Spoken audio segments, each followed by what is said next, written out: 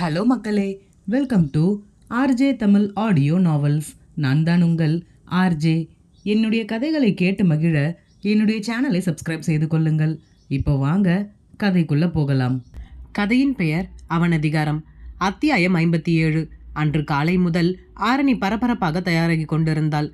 Dining ஹாலில் அமர்ந்தபடி தன் இரு கன்னங்களையும் கைகளால் தாங்கியபடி யாழினி வைத்த கண் எடுக்காமல் ஆரணியையே வேடிக்கை பார்த்து கொண்டிருந்தாள். யாழினியின் கன்னங்களை தாங்கிய கைகளை ஆரியன் அவள் எதிர்பாராத விதமாக தட்டிவிட டேபிளில் எடுத்துக்கொண்ட யாழினி, "ஆ லூசு, அறிவு இருக்கா உனக்கு கொஞ்சமாவது?" என்று தன் தாடையை தேய்த்தபடி திட்டினாள். ஆரியன், "இப்படி ஆணு உட்கார்ந்து என்ன வேடிக்கை பார்த்துக்கிட்டு இருக்க?" யாழினி, "நான் ஒன்றும் வேடிக்கை பார்க்கல, இங்க பாரேன், இன்னைக்கு ஆரணி ரொம்ப வித்தியாசமா இருக்கால்ல, ஏன் ரொம்ப டென்ஷனா பரபரப்பா இருக்கா?" என்றாள் ஆரணியை பார்த்து கொண்டே யோசனையாக. ஆரியன், "ஓ அதுவா, மேடம் இன்னைக்கு காலேஜ் அட்மிஷனுக்கு போகிறாங்க, அதான்." யாழினி ஆரணியை பார்த்து சோகமாக, "பாவம் மாறி." ஆரியன், "எதுக்கு?" யாழினி, "ஆமாம், அவன் முகமே சரியில்லை பாரு, எல்லாம் உங்களால் தான். ஏன் இப்படி படிக்க சொல்லி அவளை போட்டு தொந்தரவு பண்ணுறீங்க?" ஆரியன், "யாரு, நாங்கள் தொந்தரவு பண்ணுறோமா? இது அவளுடைய ஆசை. இந்த படிப்பு தான் படிப்பேன்னு மேடம் ஒத்த காலில் நிற்கிறாங்க. நாங்கள் என்ன பண்ணுறது? இப்போ பாரு." ஆரணி, ஒருவேளை நீ கேட்குற டிபார்ட்மெண்ட் உனக்கு கிடைக்கலன்னா என்ன பண்ணுவ? ஆரணி அவசரமாக, "அட பாவி, போய் முதலில் வாயை கழுவு. நானே டென்ஷனாக கிளம்பிட்டு இருக்கேன். இப்போ பார்த்து அபசகுணம் மாதிரி கிடைக்காதுன்னு சொல்கிற, உன் வாயில் நல்ல வார்த்தையே வராதா?" யாழினி, "நீ ஏன் ஆரணி டென்ஷன் ஆகிற? இவ்வளவு கஷ்டப்பட்டு படித்து என்ன பண்ண போகிற? பேசாமல் வீட்டிலேயே ஜாலியாக இருக்கலாம்ல." ஆரணி, "வீட்டில் ஜாலியாவா? அதுவும் இவங்க கூடவா?" என்று தன் அம்மாவையும் பாட்டியையும் காட்டியவள், "இவங்க கூட ஜாலியாக இருந்தா என்னையும் இவங்கள மாதிரியே ஆக்கிடுவாங்க. மீரா, நாங்கள் என்னடி பண்ணோம் முன்ன?" ஆரணி, "மாம், வீட்டிலேயே இருந்துக்கிட்டு சமைச்சிக்கிட்டு இப்படியே இருப்பதெல்லாம் ரொம்ப போர் மாம். என்னோட ட்ரீமே வேற. நல்லா படித்து அண்ணா மாதிரி என்னோட ட்ரீம் கம்பெனியை நான் ஆசைப்பட்ட மாதிரி ஸ்டார்ட் பண்ணணும்." இவர்களின் பேச்சுவார்த்தைகள் அனைத்தையும் கவனித்தபடி இவர்களை நோக்கி வந்த Abhimanyu, "all the best Arani" என்றான். ஆரணி, "தேங்க்யூ ஸோ மச் அண்ணா." அபிமன்யு, "நீ டென்ஷன் ஆக வேண்டிய தேவையே இல்லை. உனக்கு கண்டிப்பாக நீ எதிர்பார்க்குற மாதிரி எல்லாம் நடக்கும்." ஆரணி, "ரொம்ப தேங்க்ஸ் அண்ணா, இப்போதான் நிம்மதியாக இருக்கு. காலையிலேயே இந்த ஆரி வாயை வச்சுட்டான்." அபிமன்யு, "ஓகே லீவ், கிளம்பு, நானே உன்னை காலேஜில் ட்ராப் பண்ணுறேன்." ஆரணி, "ரொம்ப தேங்க்ஸ்ண்ணா, நான் ரெடியாக தான் இருக்கேன், போகலாம்." அபிமன்யு, "என்ன பார்த்துட்டு இருக்க, நீயும் கிளம்பு." யாழினி திகைப்பாக, "நானுமா? நான் எதுக்கு?" அபிமன்யு, "படிக்க தான் போக மாட்டேன்னு சொல்லிட்டேன். அட்லீஸ்ட் காலேஜ் எல்லாம் எப்படி இருக்கும்னாவது வந்து பார்க்கலாம்ல, சும்மா ஒரு டைம் பாஸ்க்கு." யாழினி, "ஓ" என்றபடியே சிறிது நேரம் சிந்தித்தவள் சரி என்று ஒப்புக்கொண்டாள். பிறகு மூவரும் கிளம்பி காலேஜிற்கு செல்ல ஆரணி எதிர்பார்த்தபடி அவளுக்கு கம்ப்யூட்டர் சயின்ஸ் டிபார்ட்மெண்ட் கிடைத்தது. அதே மகிழ்ச்சியோடு, "அண்ணா, நீங்கள் சொன்ன மாதிரியே நடந்துருச்சு. நான் ஆசைப்பட்ட மாதிரியே எனக்கு கம்ப்யூட்டர் சயின்ஸ் டிபார்ட்மெண்ட் கிடைச்சிடுச்சு." Abhimanyu, "super." Yazhini, "wow, congratulations Aarani, நீ எங்களுக்கெல்லாம் கண்டிப்பாக ட்ரீட் கொடுக்கணும்." ஆரணி மகிழ்ச்சியில் யாழினியை கட்டி கொண்டு சுற்றியவள், "கொடுத்துட்டா போச்சு, நான் எவ்வளவு ஹாப்பியாக இருக்கேன்னு தெரியுமா?" அபிமன்யு யாழினியை பார்த்து, "உனக்கு இந்த காலேஜ் பிடிச்சிருக்கா?" என்றான். யாழினி ஒரு முறை சுற்றி முற்றி பார்த்தவள், "நல்லா தான் இருக்கு. அங்கே பாருங்க, எவ்வளவு பெரிய கேன்டீன் இருக்கு." அபிமன்யு, "நான் காலேஜ் பற்றி கேட்டால் கேன்டீனை வேடிக்கை பார்த்துக்கிட்டு இருக்க." யாழினி, "அதுவும் காலேஜ்குள்ளே தானே இருக்கு." அபிமன்யு, "உன்கிட்ட கேட்டது என்னோட தப்பு தான்." பிறகு வீட்டிற்கு செல்ல அங்கே அனைவரிடமும் ஆரணி தன் மகிழ்ச்சியை பகிர்ந்து கொண்டாள். இப்படியே 2 நாட்கள் கழிந்துவிட காலை அலுவலகம் செல்வதற்காக தயாராகி கீழே வந்த அபிமன்யு யாழினியை பார்த்து, "என்ன, ஆஃபீஸ் வர ஐடியாவே இல்லையா? அதான் 2 days பிரேக் எடுத்துட்டல, போதும் கிளம்பு." சரி என்றவள் அவனோடு கிளம்பிவிட்டாள். அலுவலகத்தினுள் நுழையும் போதே அபிமன்யுவிற்கு குட் மார்னிங் சொன்னவர்கள் அனைவரும் யாழினிக்கும் கூறினர். அதில் பிரியா மட்டும் யாழினியை ஏளனமாக பார்த்ததோடு குட் மார்னிங் கூறவில்லை. இதை யாழினி கவனிக்காவிட்டாலும் அபிமன்யுவின் பார்வையில் இந்த விஷயம் தப்பவில்லை. பிரியாவிடம் எதுவோ சரியில்லை என்று எண்ணியவன் என்ன என்று கண்டுபிடிக்க வேண்டி அவளை தன் அறைக்கு அழைத்தான். அறையினுள் நுழையும் போதே, "பிரியா, மே ஐ கமெண்ட் சார்?" என்று அனுமதி வாங்கியபடி உள்ளே நுழைந்தாள். மீண்டும் அதே ஏளன பார்வையும் நக்கல் சிரிப்பும் யாழினியை நோக்கி வீசினாள். அதை கவனித்த அபிமன்யுவால் பொறுத்து கொள்ள முடியவில்லை. சட்டென தன் இருக்கையில் இருந்து எழுந்தவன், "I have a important call, நீங்கள் இங்கேயே வெயிட் பண்ணுங்க, இதோ வந்துடுறேன்" என்று கூறிவிட்டு இருவருக்கும் தனிமையை கொடுத்து அறையை விட்டு வெளியேறினான். யாழினி தனிமையில் சிக்கும் சமயத்திற்காகவே காத்திருந்த பிரியா யாழினியிடம், "ஹலோ மேடம், எப்படி இருக்கீங்க?" என்று நலம் விசாரித்தாள். யாழினி பிரியாவின் கேள்விக்கு வெள்ளந்தியாக நான் நல்லா இருக்கேன், நீங்க எப்படி இருக்கீங்க என்று பதிலளிக்க பிரியா பாத்தியா என் நிலைமைய என்று நக்கலாக சிரித்தாள். யாழினி எதுவும் புரியாமல் பிரியாவை பார்க்க, பிரியா என்னோட படிப்பு என்னன்னு உனக்கு தெரியுமா? நான் எம்பிஏ கோல்டு மெடலிஸ்ட். சாரி எம்பிஏன்னாலே உனக்கு என்னன்னு தெரியாது. உன்கிட்ட போய் கோல்டு மெடல் பற்றியெல்லாம் பேசிக்கிட்டு இருக்கேன் பாரு. இவ்வளவு படித்தேன்னா ஆஃப்டர் ஆல் ஸ்கூல் மட்டும்தான் படிச்சிருக்க, உன்னை போய் மேடம்னு கூப்பிடுற மாதிரி இருக்கு பாத்தியா என்னோட நிலைமை என்று முகத்தை சுழித்தாள்.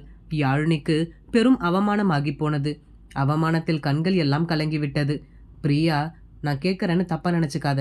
உனக்கு படிப்பும் இல்லை, அறிவும் இல்லை. எதை வச்சு சார் உன்னை கல்யாணம் பண்ணார்? அப்படி என்ன செஞ்சு அவரை மயக்குன? யாழினி கோபமாக, பார்த்து பேசுங்க, தேவையில்லாத பேச்சு எல்லாம் என்கிட்ட வேண்டாம். பிரியா, ஓ உனக்கு கோபம் கூட வருமா? வராதா பின்ன? நீ தான் இந்த கம்பெனி ஓனரோட பொண்டாட்டியாச்சே. ஆனால் உனக்கு ஒன்று தெரியுமா? இப்போ நீ இருக்க இடம் நான் இருக்க வேண்டியது. பிரியாவின் வார்த்தையில் யாழினி ஸ்தம்பித்து விட்டாள். என்ன கூறுகிறாள் இவள் என்று. பிரியா, என்ன முழிக்கிற? நான் என்ன சொல்கிறேன்னு புரியலையா?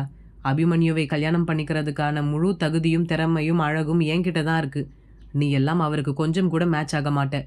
உன்னை போய் எப்படி அவர் கல்யாணம் பண்ணியிருக்கார்? அதுதான் எனக்கு கொஞ்சம் கூட ஜீரணிச்சிக்கவே முடியலை. அவர் எங்க, நீ எங்க? ச்சே என்று முகத்தை திருப்பினாள். அண்ட் ஒன் மோர் திங், இது வரைக்கும் அபி இதை பற்றி உன்கிட்ட சொல்லியிருக்காரா என்னன்னு எனக்கு தெரியலை. நானும் அபியும் லவ் பண்ணுறோம். எங்களுக்குள்ள ஒரு சின்ன மிஸ் அண்டர்ஸ்டாண்டிங். அதனால் நான் அவர்கிட்ட கோச்சுக்கிட்டு பேசாமல் இருந்தேன். என் மேலே இருந்த கோபத்தில் தான் அவர் உன்னை கல்யாணம் பண்ணியிருக்கார். யாழினி, என்ன உளறுற நீ? அப்படியெல்லாம் எதுவும் கிடையாது. பிரியா, பின்ன அவர் உன்னை விரும்பி கல்யாணம் பண்ணிக்கிட்டாரா? உன்கிட்ட ப்ரொப்போஸ் பண்ணாரா என்றாள் கேள்வியாக. யாழினி, அவர் என்கிட்ட ப்ரொப்போஸ் பண்ணலை. அவர் என்னை விரும்புகிறாருன்னு எனக்கு தெரியும். பிரியா, அது எப்படி? உன்கிட்ட சொல்லாமலே உன்னை விரும்புகிறாருன்னு சொல்கிற? யாழினி, எங்கள் வீட்டில் எல்லார்கிட்டையும் சொன்னார். யாழினியின் பதிலை கேட்டு சத்தமாக சிரித்த பிரியா, ஆர் யூ ஜோக்கிங்? நீ என்ன லூசா? அவர் உண்மையாகவே உன்னை விரும்பியிருந்தா உன்கிட்ட தானே முதலில் சொல்லியிருப்பார். உன் வீட்டில் இருக்கிறவங்க எல்லாரையும் கூப்பிட்டு வந்து நான் உங்கள் பொண்ணை விரும்புகிறேன்னு சொல்லிட்டு கடைசி வரைக்கும் உன்கிட்ட சொல்லாமலே இருப்பாரா? ஏதோ சிச்சுவேஷன் சரியில்லாமல் இருந்திருக்கும், அதான் அப்படி பொய் சொல்லியிருப்பார். அவரும் நானும் தான் 2 இயர்ஸாக லவ் பண்ணுறோம். பிரியாவின் வார்த்தை யாழினிக்குள் குழப்பத்தை கொடுக்க, பிரியாவிற்கோ யாழினியின் குழப்பமான முகத்தை பார்க்கையில் திருப்தியாக இருந்தது. குழம்பிய குட்டையில் தானே மீன் பிடிக்க முடியும் என்று எண்ணிய பிரியா, ரெடியா இரு, எப்போ வேணும்னாலும் நீ இந்த இடத்தை விட்டு போக வேண்டியது வரலாம் என்று கூறிவிட்டு வெளியேறிவிட்டாள். யாழினியின் மனதிற்குள் பிரியாவின் வார்த்தைகளே ஓடிக்கொண்டிருந்தது. யாழினி, இவ சொல்றதெல்லாம் எப்படி நம்ப முடியும்? அதுவும் அந்த சிடுமூஞ்சி லவ் பண்ணுச்சுன்னு சொல்றா. கொஞ்சம் கூட நம்புற மாதிரியே இல்லையே. இவளை லவ் பண்ணியிருந்தா ஏன் என்னை விரும்பி கல்யாணம் பண்ணேன்னு எங்கள் வீட்டில் சொல்ல போறார்? ஒருவேளை அன்னைக்கு அக்கா அப்படி பேசினதால சொல்லியிருப்பாரோ? அப்போ நிஜமாவே இவங்க 2 பேரும் தான் லவ் பண்ணுறாங்களா? இப்படி தான் அன்னைக்கு ஷைலஜா வந்து சொன்னாங்க. இப்போ இந்த பொண்ணு வந்து சொல்கிறா. என்ன ஆளாளுக்கு இவரையே லவ் பண்ணுறேன்னு சொல்கிறாங்க? அப்படி இவர்கிட்ட என்ன தான் இருக்குது? நம்ம கண்ணுக்கு தான் எதுவும் தெரிய மாட்டேங்குது. சரி, எதுக்கு தேவையில்லாமல் நாமளே யோசிச்சு குழப்பிக்கணும்? பேசாமல் அவர்கிட்டயே கேட்டுடுவோம். பிரியா வெளியே சென்ற உடனேயே அறைக்குள் நுழைந்த அபிமன்யு யாழினியின் முகத்தில் யோசனையோடு வந்து போகும் பல்வேறுபட்ட உணர்ச்சிகளை பார்த்து ரசித்தவாறு அப்படியே நின்று விட்டான். தனக்குள் சிந்தித்தவள் ஒரு முடிவோடு நிமிர்ந்து பார்க்க, அபிமன்யு இவளையே குறுகுருவென பார்த்தபடி மெல்லிய சிரிப்புடன் நின்று கொண்டிருந்தான். அபிமன்யுவை இங்கு எதிர்பாராத யாழினி திடுக்கிட்டு தன் நெஞ்சின் மீது கையை வைத்து தேய்த்தவாறு, உஃப், கொஞ்சமாவது அறிவு இருக்கா உங்களுக்கு? இப்படி தான் பேய் மாதிரி வந்து பயம்புறுத்துவீங்களா? அபிமன்யு, என்ன கேட்ட? கம்மகைன் என்று யாழினியை நோக்கி ஒரு அடி முன்னெடுத்து வைத்தான். பதட்டமாக எழுந்து நின்ற யாழினி, சாரி ஏதோ டென்ஷனில் அப்படி பேசிட்டேன் என்றால் சமாளிப்பாக. அபிமன்யு, ஆஃபீஸ் டைமில் கேம் விளையாடிக்கிட்டு இருக்க, உனக்கு என்ன டென்ஷன் இருக்க போகுது என்றான் கூலாக. யாழினி, ஏன் இருக்காது? கல்யாணத்துக்கு முன்னாடி வரைக்கும் டென்ஷன்னா என்னன்னு கேட்குற அளவுக்கு ஜாலியாக இருந்தேன். எப்போ உங்களை கல்யாணம் பண்ணேனோ அப்போலேருந்து டென்ஷன் தான். ஒன்று மாற்றி ஒன்று ஏதாவது ஒரு பிரச்சனை வந்துக்கிட்டே இருக்கு என்று முகத்தை திருப்பிக் கொண்டாள். யாழினியின் பேச்சில் கோபம் துளிர்விட, அபிமன்யு, இப்போ நீ டென்ஷன் ஆகிற அளவுக்கு என்ன நடந்தது? யாழினி கோபமாக, உங்களை பற்றி எல்லா உண்மையும் எனக்கு தெரிஞ்சிருச்சு. வெளியில் எல்லார்கிட்டையும் கோபமாக இருக்கிற மாதிரி பேச வேண்டியது, ஆனால் பொண்ணுங்க கிட்ட மட்டும் சிரிச்சு பேசுறீங்களா? அபிமன்யு கோபமாக, என்ன லூசு மாதிரி உளறிக்கிட்டு இருக்க? என்ன உண்மை தெரிஞ்சிருச்சு இப்போ? யாழினிக்கு அபிமன்யுவின் கோபமான குரலில் அழுகை வந்துவிட, பண்ணுறதெல்லாம் பண்ணிட்டு என்கிட்ட கோபப்படுறீங்களா? போச்சு, எல்லாம் போச்சு. நானும் எங்க பக்கத்து வீட்டு பரமு அக்கா மாதிரி புருஷன் இல்லாமல் தான் தனியா அம்மா வீட்டில் இருக்கணும் போல இருக்கு என்று கூறி ஒப்பாரி வைத்தாள். அபிமன்யு, ஸ்டூபிட், ஷெட்டப், ஏன் இப்படி கத்துற? இது ஆஃபீஸ், யாருக்காவது கேட்டா என்ன நினைப்பாங்க? யாழினி, யாருக்கும் தெரியாம தானே இப்படி எல்லாம் பண்றீங்க.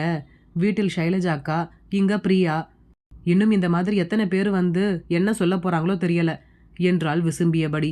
அபிமன்யு, பிரியா என்ன சொன்னா?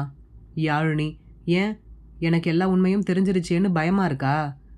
அபிமன்யு, சரி என் கூட வா என்று கூறிவிட்டு அவளின் பதிலை கூட எதிர்பார்க்காமல் அவளின் கையை பிடித்து தன்னுடன் அழைத்து கொண்டு வெளியே சென்று விட்டான். கலங்கிய கண்களுடன் கோபமாக அபிமன்யுவை பின்தொடர்ந்து செல்லும் யாழினியை பார்த்த பிரியாவிற்கு உள்ளுக்குள் குதூகலமாக இருந்தது. பிரியா, பரவாயில்ல, நம்ம நினைச்ச மாதிரியே எல்லாம் பர்ஃபெக்டா நடக்குது. சீக்கிரம் அபிமன்யு எனக்கு கிடைச்சிடுவார் என்று மனதிற்குள் நினைத்தபடி புன்னகைத்தாள்.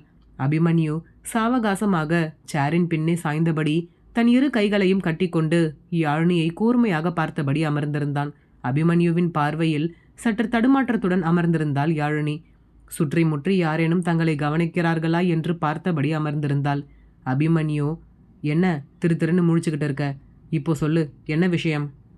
யாழினி அபிமன்யுவின் கூர்பார்வையில் சற்று தடுமாற்றத்துடன், என்கிட்ட சொல்லாம நீங்க எப்படி பிரியாவை லவ் பண்ணலாம்? அபிமன்யு, ஓ, அப்போ உனக்கு பிரச்சனை நான் பிரியாவை லவ் பண்றது கிடையாது, உன்கிட்ட சொல்லாமல் பண்றது தான் பிரச்சனையா? சரி, அப்போ இனிமே சொல்லிட்டே பண்றேன். அபிமன்யுவின் வார்த்தையில் அதிர்ச்சியான யாழினி மனதிற்குள், அப்போ பிரியா சொன்னதெல்லாம் உண்மைதானா? இவரும் சேர்ந்து தான் லவ் பண்றாரா என்று யோசித்தபடி, உங்களுக்கு எவ்வளவு தைரியம் இருந்தா என்கிட்டயே பிரியாவை லவ் பண்றேன்னு சொல்றீங்க? அப்போ வீட்டில் ஷைலஜாக்கா சொன்னதும் உண்மைதானா?